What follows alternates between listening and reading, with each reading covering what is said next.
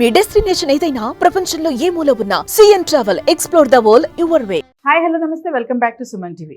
అమెరికాలో part time ఉద్యోగాలు దొరకడం చాలా కష్టంగా ఉంది. మరి ఇక్కడి నుంచి వెళ్ళినటువంటి భారతీయులు అక్కడ అమెరికాలో ఉన్నటువంటి భారతీయ కుటుంబాలలో ఆయాలుగా వర్క్ చేస్తున్నారంటే నమ్ముతారా? మరి నిజమేనండి, ఆయాలుగా వర్క్ చేస్తున్నారు.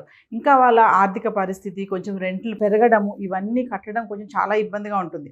అయితే స్టూడెంట్స్కి అమెరికా నిబంధనల ప్రకారము హాస్టల్ ప్రెమిసెస్లోనే, క్యాంపస్ ప్రెమిసెస్లోనే వర్క్ చేయాలి.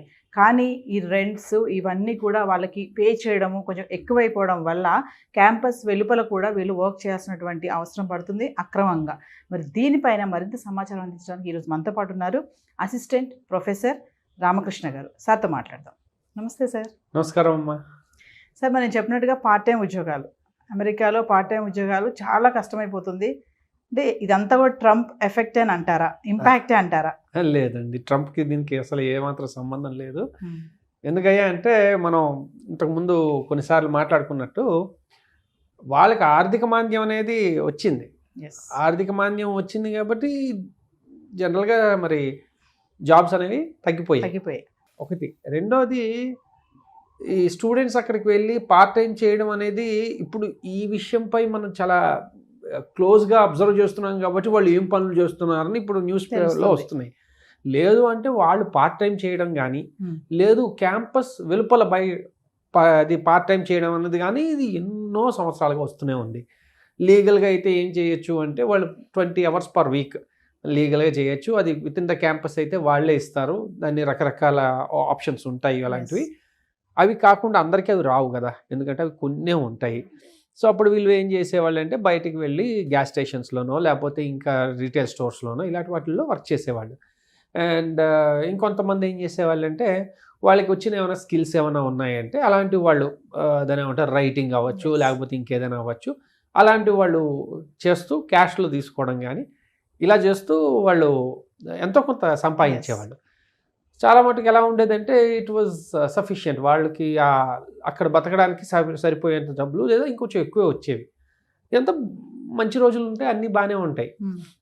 ఇప్పుడు ఏమైందంటే ఇప్పుడు 2 రకాల ప్రాబ్లమ్స్ వచ్చాయి. అంటే బయట పార్ట్ టైం జాబులు తగ్గిపోయాయా అంటే కొంతవరకు తగ్గిన మాట నిజమే, కానీ సెక్యూరిటీ పరంగా కొన్ని ఇబ్బందులు వస్తున్నాయి.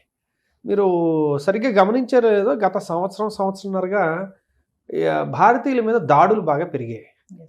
ఎస్పెషల్లీ ఈ గ్యాస్ స్టేషన్స్లో కానీ రీటైల్ స్టోర్స్లో కానీ ఇలాంటి వాటిల్లో పనిచేస్తున్న వాళ్ళ మీద సడన్గా ఎవరో వచ్చి గన్తో కాల్ చేయడం కానీ, లేకపోతే అక్కడ దోపిడీ చేసేయడం కానీ ఇలాంటివి జరుగుతున్నాయి. దానివల్ల ఏంటంటే బయటికి వెళ్ళే పరిస్థితి కొంచెం కష్టంగా ఉంది. ఎందుకంటే వాళ్ళకి వాళ్ళ జీవితం ప్రియమే కదా, ఇంత దూరం వెళ్ళి ఎందుకు చేస్తున్నారు, ఏదో ఒకటి సాధించాలని. అలాంటి టైంలో అక్కడికి వెళ్ళి ఇలా దిక్కులేని ఇవి కష్టమైన పరిస్థితులు అండి. అందుకని చాలామందికి ఏంటంటే అదొక రకమైన బెరుకు వచ్చింది. కొన్ని ఏరియాల్లో అయితే ఇది ఇంకా నడుస్తుంది. అందువల్ల ఏం చేశారంటే ఇంకా ఆల్టర్నేటివ్స్ చూసుకుంటున్నారు. అది. రెండో విషయం ఏంటంటే మనకి సాఫ్ట్వేర్ ఎవరైతే అక్కడ ఉంటారో ఇద్దరు వేజ్ ఎర్నర్స్, వాళ్ళకి ఏమైంది, ఇంతకుముందు వర్క్ ఫ్రమ్ హోమ్ అనేది చాలా ఇదిగా ఉంది. కానీ స్లోగా కంపెనీస్ కూడా మీరు రావాల్సిందే, తప్పదు, ఇంకా వచ్చి చేయాల్సిందే ఆఫీస్కి అనేసరికి వీళ్ళకి ఆ రిక్వైర్మెంట్ వచ్చింది. సరే అదేదో అంటారు చూడండి, వైద్యుడు ఇచ్చింది రోగి కోరింది ఒకటే అయింది అన్నట్టు, వీళ్ళకి సరైన సమయంలో వీళ్ళకి ఇబ్బందులు అవ్వడంతో వీళ్ళు కమ్యూనిటీ అంతా కొంచెం క్లోజ్గా ఉంటుంది కాబట్టి ఏదో రకంగా వాళ్ళు ప్రయత్నించి అక్కడ చేస్తున్నారు. ఒక రకంగా చాలా మంచిదే. ఎందుకయ్యా అంటే చాలా మంచి ఎన్వైరన్మెంట్లో ఉంటున్నారు వాళ్ళు.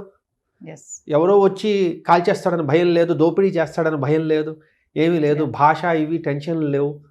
అండ్ మోరార్లెస్ మన వాళ్ళు ఉన్నారు అంటే కాస్త అక్కడ ఒక పూట పిలిచి భోజనం పెట్టడం కూడా గొప్పే. అంత అంటే మన మర్యాదలు పోయాయని కాదు, అంత కుదరదు.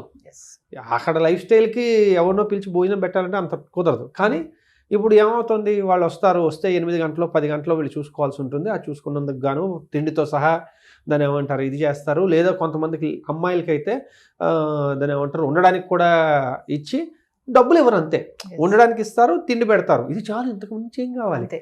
కాబట్టి మనం దాన్ని అయ్యోయ్యో ఇలాంటి పరిస్థితి వచ్చిందా అనే దృష్టితో చూడడం కంటే ఒక రకంగా వీళ్ళకి అది మంచిదే. ఇన్ఫ్యాక్ట్ కరెక్ట్గా జరగగలిగితే మన కమ్యూనిటీ ఈ రకంగా ఒకరికొకరు చేదోడు వాదోడుగా ఉండాలి. ఎస్.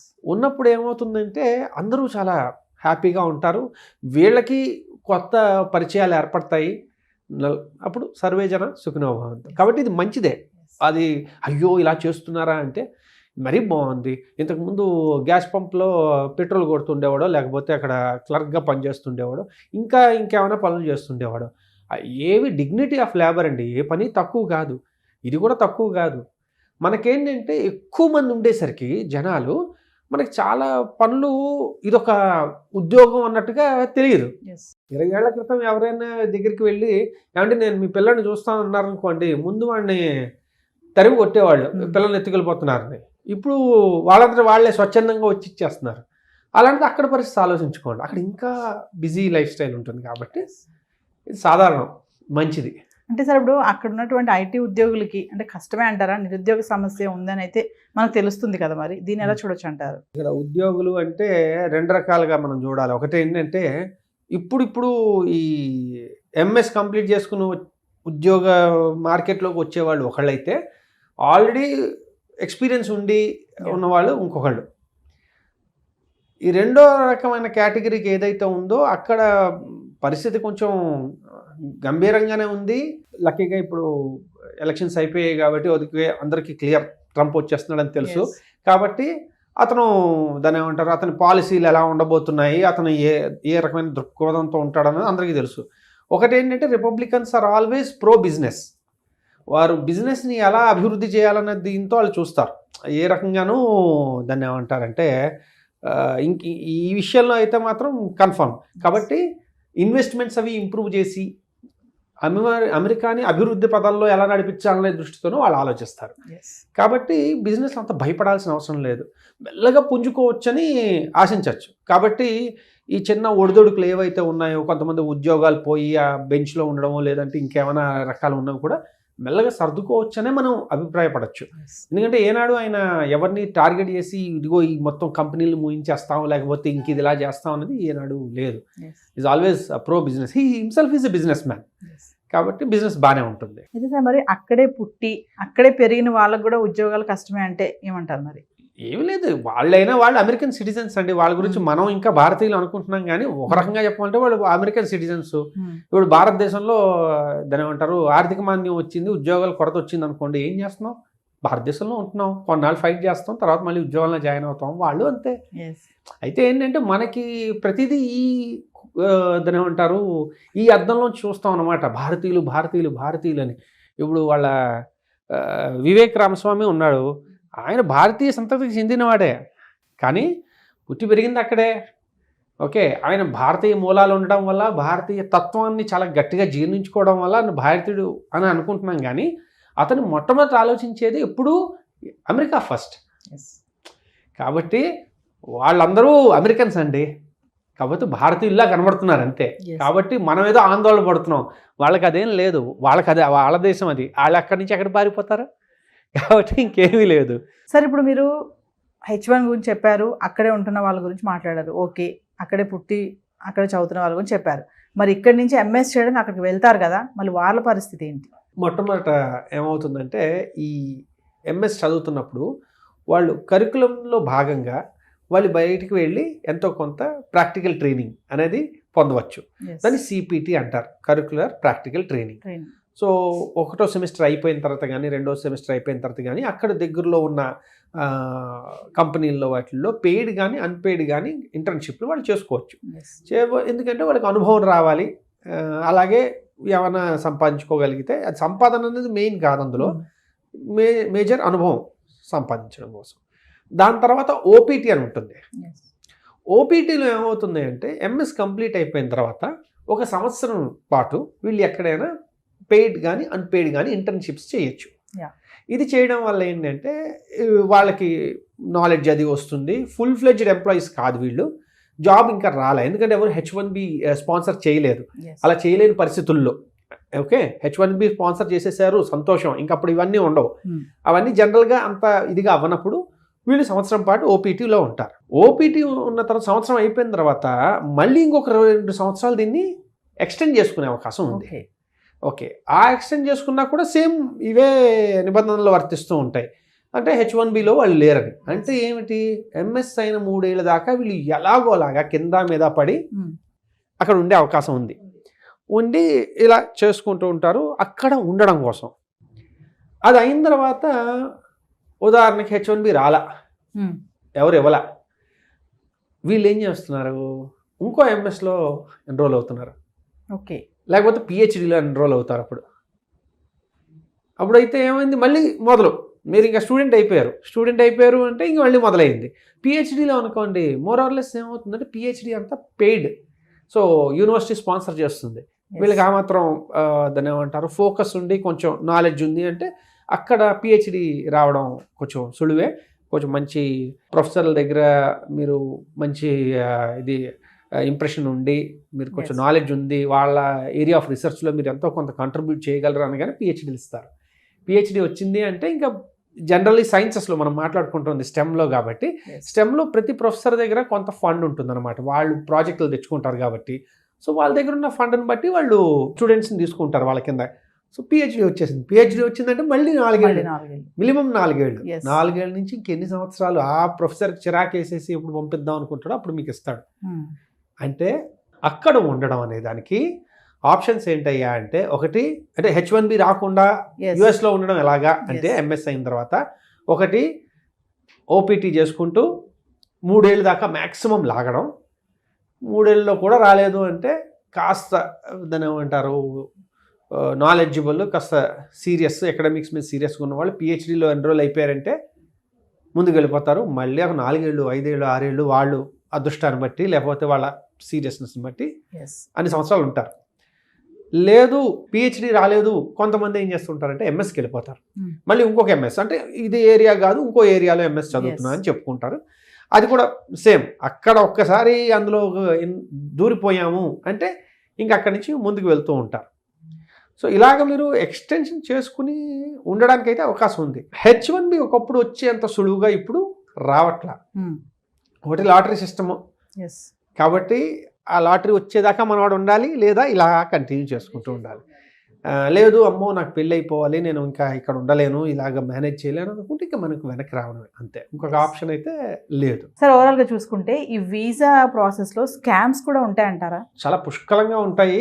కాకపోతే నేను మీకు ఒక రకమైన స్కామ్ గురించి చెప్తా, ఎందుకంటే మనం మాట్లాడుకుంటోంది విద్యార్థులు వారికి భవిష్యత్తుకు సంబంధించింది కాబట్టి ఇది చాలా ఉపయోగపడుతుంది కాబట్టి చెప్తున్నాను.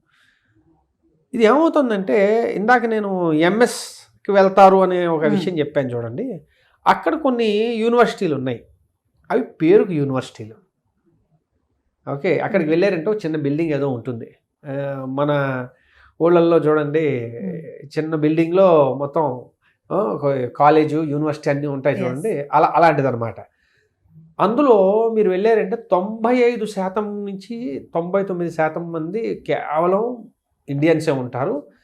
ఆ ఉన్న వాళ్ళల్లో అత్యధిక శాతం తెలుగు వాళ్ళే, ఆంధ్ర తెలంగాణ వాళ్ళు మాత్రమే ఉన్నారు. నేనేదో ఎవరిని కించపరచడం కాదు, అక్కడ ఉన్న నెంబర్స్ అవి, ఉన్నదంతా ఆంధ్ర వాళ్ళు తెలంగాణ వాళ్ళు, అంటే తెలుగు వాళ్ళు తప్పించి ఇంకా ఆ రేంజ్లో అక్కడ ఎలా అయినా ఉండిపోవాలనే ఇది అయితే మిగిలిన వాళ్ళు లేరు.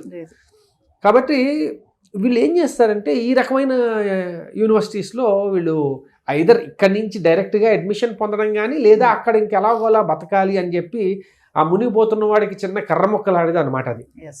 కాకపోతే అవన్నీ ఫ్రాడ్ యూనివర్సిటీస్ అని చెప్పి వాళ్ళు ఆల్రెడీ లిస్ట్ ఆఫ్ దీనిలో ఉన్నాయి. వీళ్ళు అయితే చూసుకోకుండా వెళ్ళడం వాళ్ళు, అంటే ఇక్కడి నుంచి డైరెక్ట్గా వెళ్ళిన వాళ్ళకి పాపం తెలియకపోవచ్చు, అక్కడ ఉన్న వాళ్ళకి తెలిసి కూడా అందులోకి వెళ్ళచ్చు. ఇది ఏమవుతుందంటే ఎప్పుడు వేటు పడుతుందో తెలియదు, పడిందా ఇంక మరి వీళ్ళ పని అయిపోయినట్టే, డిపోర్టేషన్. అది కూడా ఏమవుతుంది, ఇక్కడి నుంచి మనం ఇప్పుడంతా అనుకుంటున్నాం, వాళ్ళు ఏం చేస్తారయ్యా అంటే యూనివర్సిటీ పేరుకుంటుంది, మీరు వెళ్తారు, అడ్మిషన్ అయిపోయారు, వాడు మీకు సిపిటి ఇది ఇచ్చేస్తాడు, మీరు ఇంకెక్కడికి వెళ్ళక్కర్లే, నామకే వాస్తే మీకు సర్టిఫికేట్ వచ్చేస్తుంది, దాని ద్వారా వాడికి ఎంత కట్టాలో కట్టేయండి, మీరు ఎక్కడ కావాలంటే అక్కడ ఉద్యోగాలు చేసుకోండి, అన్నీ బాగానే ఉంటాయి. ఇలాంటివి చాలా ఇన్స్టెన్సెస్ ఉన్నాయి. వాళ్ళు యుఎస్ గవర్నమెంట్ వాళ్ళు పట్టుకుని అవి యూనివర్సిటీలు క్లోజ్ చేయించి మన వాళ్ళందరినీ స్టూడెంట్స్ అందరినీ వెనక్కి పంపించి, లేకపోతే అక్కడే ఉంటారంటే వాళ్ళకి కాళ్ళకి ట్యాగ్స్ వేసి ఇవన్నీ చేసి ఇవన్నీ స్టోరీ వచ్చినప్పుడు అయ్యో అమ్మో అబ్బో అయ్యో అని బాధపడుతూ ఉంటాం. కానీ మనం ఇంత దూరం వెళ్తున్నప్పుడు ఒకసారి ఆలోచించుకోవాలండి. ఎందుకంటే పిల్లలు చాలా క్షోభపడతారు ఆ సమయంలో, కానీ అంతకన్నా ఎక్కువ ఇక్కడ తల్లిదండ్రులు ఇంకా ఎక్కువ బాధపడతారు. ఎంత డబ్బు ఖర్చు పెట్టి ఇన్ని చేసినప్పుడు కొంచెం ఆలోచించి సరైన నిర్ణయం తీసుకోవడం ఉత్తమం. ఎలాగైనా వెళ్ళిపోవాలి అనుకుంటే పర్యవసనాలు ఇలా ఉంటాయి. అందుకని ఈ రకమైన యూనివర్సిటీస్, మనకు ఉన్న యూనివర్సిటీస్లో ఇది నిజమైన యూనివర్సిటీయా, ఫ్రాడ్ యూనివర్సిటీయా, దీనివల్ల దాని ఏమంటారు, మనకి ఏమన్నా మన పిల్లలకి భవిష్యత్తు ఎలా ఉండబోతోంది, ఏమైనా కష్టాల్లోకి వెళ్తాడనేది కొంచెం చూసుకోవడం అనేది చాలా అవసరం అండి. సో స్కామ్స్ అయితే ఖచ్చితంగా ఉంటాయి. ఇప్పుడు మీరు చెప్పినట్టుగా చూసుకుంటే చాలా రకాల స్కామ్లు ఉన్నాయి. కాకపోతే మనం ఎడ్యుకేషన్కి సంబంధించి మాట్లాడుతున్నాం కాబట్టి ఈ స్కామ్ అనేది చాలా స్పెషల్గా మనం మాట్లాడుకోవాలి. పిల్లలు ఆ డెస్పరేషన్లో ఉండకూడదు. ఎస్, అది. Thank you sir. ఓకేనమ్మా.